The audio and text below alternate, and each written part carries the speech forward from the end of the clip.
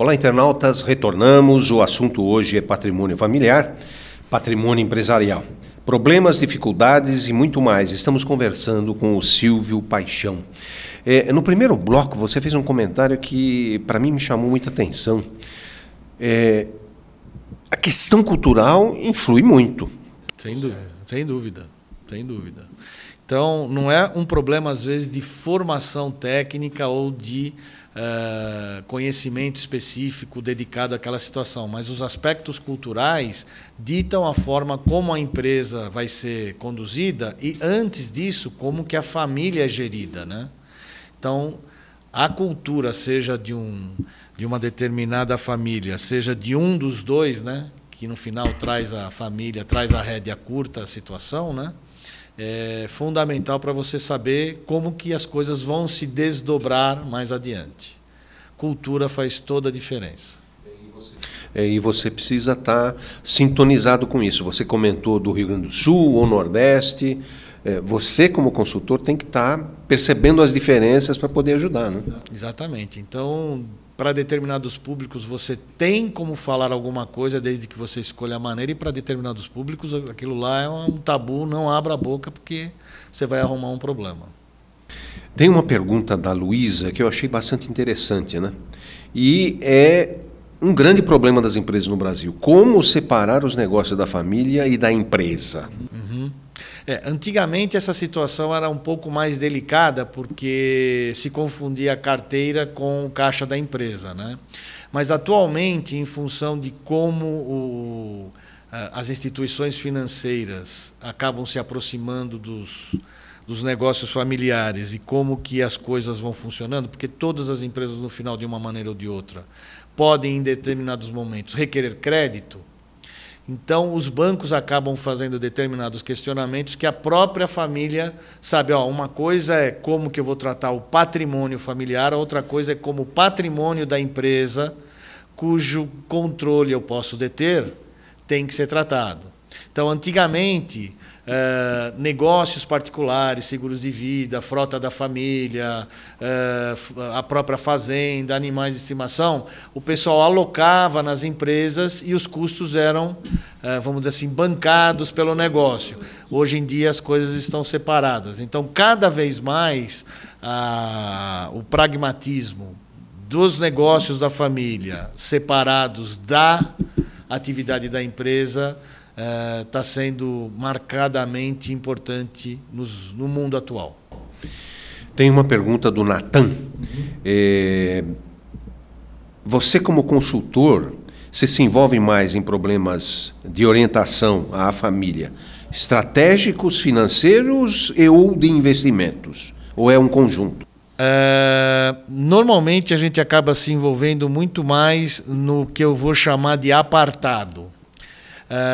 Na hora que você olha o patrimônio da família, ela tem um negócio que é o grande gerador, ou foi o grande gerador da fortuna. E aquela empresa é importante, tem até valores sentimentais envolvidos, mas de uma forma ou de outra, uma parte do resultado que aquela empresa gerou foi sendo separado e foram se constituindo reservas que ficaram da família, resultados que foram distribuídos. Então, o que eu faço com esses recursos? De que maneira eles devem ser tratados? A gente acaba, num primeiro momento, se envolvendo mais com esta parte do patrimônio da família. Eventualmente, ao longo do desenvolvimento das nossas atividades, a gente é chamado a optar ou a dar os nossos serviços também para esses negócios envolvendo o que seria o grande formador do patrimônio da família, né? Então, se eu fosse falar, olha, como que você acaba se envolvendo, a gente acaba se envolvendo muito mais nos aspectos de análise estratégica e como investir esse recurso que é apartado, mas no final acaba se envolvendo em outras atividades daquela família por conta dos efeitos financeiros. Da onde vem o caixa, como que os rendimentos são gerados, como que isso pode impactar as finanças da família. Então, em alguns determinados assuntos, a gente discute, né? O cliente fala, pô, mas eu gerei tanto de recursos, seja do patrimônio apartado, quanto daquele negócio. Mas não sobrou nada no final do ano, né? Aí nós começamos a apresentar, por conta de controle de despesas, para onde todos esses recursos que foram gerados e que a família recebeu foram despendidos. Então, a gente, por conta desses aspectos de finanças, entra no que eu chamo de controladoria da família, para que eles possam, a partir daquele momento, começarem a arbitrar de que jeito esses recursos que continuarão a ser gerados podem ser dirigidos ou despendidos ou redirecionados em termos de investimento. Aqui tem uma pergunta da Pamela, é uma pergunta técnica, né? O que é planejamento patrimonial sucessório? Querendo ou não querendo, nós somos finitos. Então, para que você possa, de uma maneira suave, vamos colocar desse jeito, ou pelo menos programada, planejada, fazer a sucessão desses aspectos que eu vou chamar de aspectos materiais, é preciso fazer um enfrentamento de quem que vai assumir o negócio da família, quem que vai tomar decisões estratégicas, de que jeito que aquele negócio pode continuar ou não continuar na família. E isso pode ser para qualquer um dos ativos que aquele patrimônio é constituído, né? Então, para a gente discutir sucessão, as pessoas têm que fazer uma gestão ativa do patrimônio familiar. Então, isso faz parte de como eu vou proceder ao longo da minha vida profissional para saber como é que tudo isso será transmitido a quem vier a me suceder. Tem uma pergunta da Camila. Via de regra, as consultorias que você presta, ela está imaginando isso, são um conjunto de empresas e tem uma holding. Normalmente, essa consultoria é via holding? Normalmente, a gente sempre trata com os tomadores de decisão da família empresária. Porque pode ou não existir uma holding.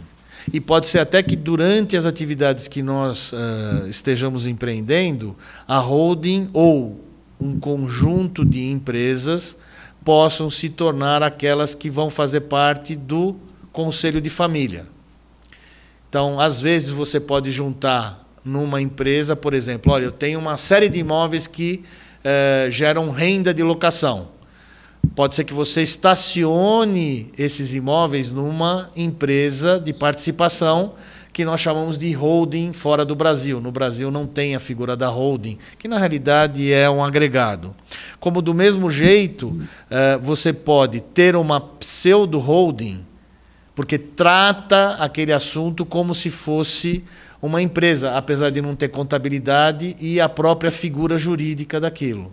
Então, de uma maneira mais, vamos dizer assim, objetiva, eu poderia responder o seguinte: a gente trata o assunto de forma integral, para que depois que você junta tudo, mesmo que você faça uma contabilidade pro forma, aquilo funciona para tomar de decisão, sem que necessariamente tenha que haver um CNPJ envolvido.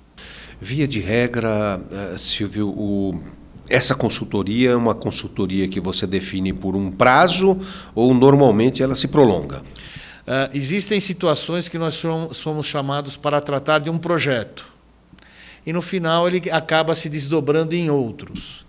E existem determinados contratos onde a gente tem prazo indeterminado. Por quê? Porque nós vamos realmente ajudar a família a conduzir os seus negócios como se nós fôssemos um family office. Tá? E o family office acompanha a família por um longo caminho, principalmente aspectos vinculados à controladoria, né? Porque às vezes a gente fala, olha, como é que faz, como é que não faz. Tem um que tem uma visão muito clara do que precisa ser feito, de que jeito precisa ser feito e como deve ser organizado todos os procedimentos. Mas no final, ou ele cuida de uma coisa ou ele faz essa, né? Então, ele nos chama para que os serviços ou o suporte necessário de controladoria viabilize a intenção dele de tocar e tomar decisões em cima do patrimônio familiar. E pela sua experiência, essa questão de controles, organização do negócio, você normalmente encontra problemas nessas áreas? Sem dúvida nenhuma. Todas as vezes que você vai desenvolver um projeto, ele requer mudanças. E as pessoas não são muito simpáticas a mudanças. Então, como as pessoas não são simpáticas às mudanças, você sempre vai enfrentar, primeiro, um trabalho de análise para saber como que cada pessoa pensa e como que ela percebe aquela situação. Eu não chamo de problema. Em função disso, a gente propõe um plano de trabalho para que se possa construir algo que seja, na medida do possível, atendendo ou alinhando os interesses de todos os membros da família, na medida do possível. Mas sempre vão existir situações de arbitragem que precisam ser assumidas ou pelo patriarca ou pela matriarca. O Brasil é um país que tem tributo demais, burocracia demais, cobra demais de imposto e retorna pouco. A pergunta é a seguinte, você normalmente se envolve em questões tributárias também, quando você está tratando da consultoria de patrimônio e família? Lógico. Normalmente a gente fala o seguinte, né? Os nossos trabalhos envolvem 3 grandes pilares. Um pilar é de sucessão, um outro pilar é de tributário e um outro pilar é de controle de riscos. Exatamente para que as pessoas possam arbitrar o que é mais importante naquela hora, né? Então, existem, às vezes, situações de sucessão, quando, por exemplo, a pessoa principal daquela unidade familiar tem problemas sérios de saúde.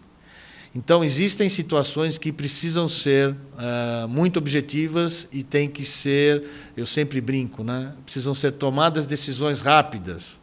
E para que eu, que tenho pressa, tome uma decisão com rapidez, é preciso ter um planejamento, para que as pessoas saibam exatamente quais são os desdobramentos de cada uma das atitudes a serem assumidas e quais são os desdobramentos tributários e de risco envolvidos.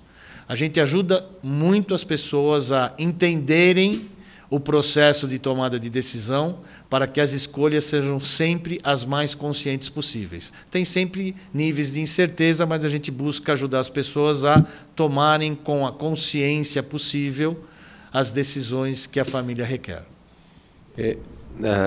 O assunto realmente, Silvio, é muito importante. Esse tema é um problema da maioria dos negócios no Brasil. Sim. E eu diria que os problemas nos negócios do Brasil, nas empresas, 70%, 80%, apesar do problema tributário que eu comentei, é dentro de casa. Sim. Né?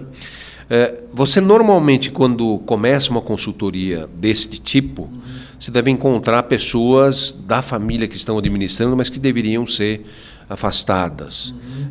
Isso é comum? E normalmente você tira a família da administração e joga numa holding, ou como é que você faz? Depende muito das características das pessoas. Existem pessoas que elas estão no lugar errado.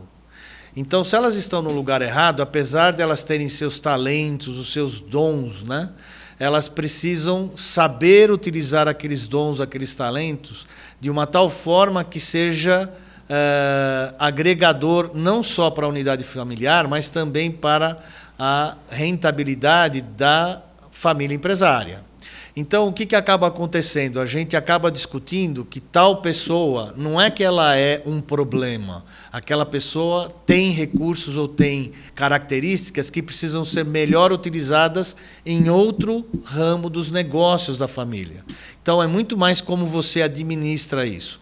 E, às vezes, você, lamentavelmente, encontra situações onde, por motivos afetivos, eu tenho que arrumar um lugar para tal pessoa. E aí você cria uma diretoria para aquela situação. Via de regra, essas empresas não têm futuro brilhante. Elas têm problemas.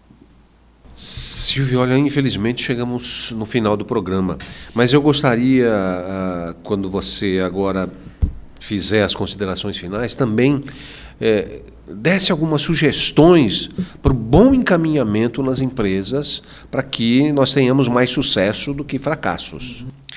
Normalmente, a gente tem percebido o seguinte, que as empresas que não estão desempenhando com a propriedade necessária e que são ou vêm sendo ou vinham sendo, né, a grande geradora de riqueza daquela família, foi porque a empresa ou o seu patriarca ou a matriarca não percebeu que o mundo mudou. Então, hoje em dia, as análises estratégicas, seja de mercado, seja das condicionantes políticas, sejam das análises de concorrência internacional, se fazem necessárias para que você possa não só preservar o patrimônio constituído, mas viabilizar que a sua empresa ou que aquela empresa mude de patamar e possa, de uma forma bastante objetiva, agregar para aquela família. Às vezes, o mais importante, e sem usar, vamos dizer assim, eufemismos, vender aquele negócio. Porque ele deixou de ser interessante para aquela família e ele deixou de apresentar, por conta de uma concorrência internacional, competitividade e lucratividade. Por que não vender esse negócio para esse concorrente internacional que está, vamos dizer assim, atrapalhando o desenvolvimento daquele braço da família, para que você possa se desenvolver em outros negócios. Isso requer tempo, requer um trabalho de educação bastante importante dirigido a o que aquela empresa, ou perdão, o que aquela família empresária tem de características de empreendedorismo, para que ela possa falar ou reavaliar o portfólio desde a empresa principal até as outras participações empresariais que elas possam ter. Internautas, nós estamos terminando. Silvio Paixão, muito obrigado. Eu agradeço. A ANEFAC produz e promove vários eventos. Para mais detalhes, entre no site da ANEFAC, www.anefac.com.br. Um abraço.